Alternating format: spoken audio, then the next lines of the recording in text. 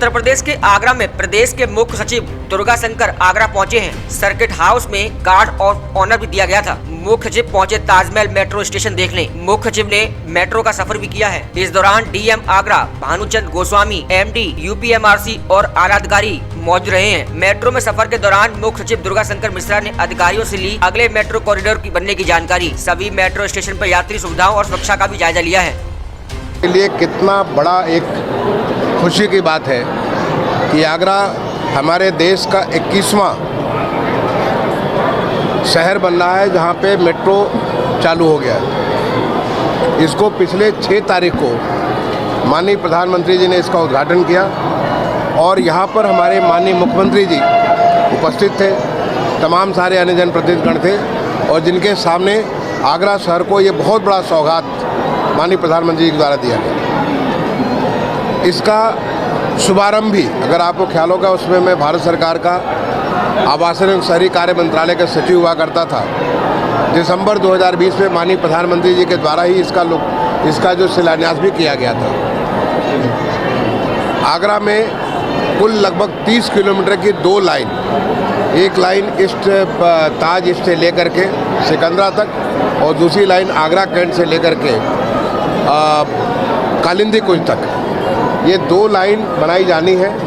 और वो 2 लाइन मैं समझता हूँ कि 2026 के जून 2026 तक पूरी हो जाएंगी। तब आपको आगरा के किसी इलाके से किसी इलाके तक आप मेट्रो से ट्रैवल करेंगे।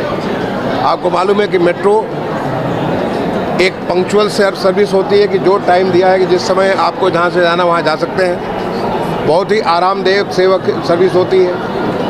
ये ग्रीन इसको ट्रैवल कहते हैं क्योंकि इसमें सबसे कम कार्बन का उत्सर्जन होता है और लोगों के लिए एक बहुत बड़ी सुविधा इसको मिल गई है। मेरी जो बात हो रही थी यहाँ के एमडी साहब से कि जो हमारे 6 स्टेशन खुले हैं वो 6 स्टेशनों को आसपास के इलाके से कैसे जोड़ दिया जाए। जिलाधिकारी महोदय से मैंने निवेदन किया है कि जो यहाँ की सिटी बस सर्विस है उस सिटी बस सर्विस के साथ ऐसे जोड़ दिया कि लोग अपने घरों से, अपने घर के पास से सीधे मेट्रो स्टेशन आए, या मेट्रो स्टेशन के पास में जो भी सुविधाएं जैसे कि कॉलेज है, रेलवे स्टेशन है, अस्पताल है या कोई भी पब्लिक जो सुविधा है वहाँ पे सीधे किसी भी प्रकार के विघ्न बाधा के वो सीधे पहुँच सके। जो पूरा हमारा प्रोजेक्ट है वो लगभग 8,600 करोड़ का प्रोजेक्ट है, जिसका करीब 2,000 करोड़ के आसपास का प्रोजेक्ट अभी पूरा हो गया।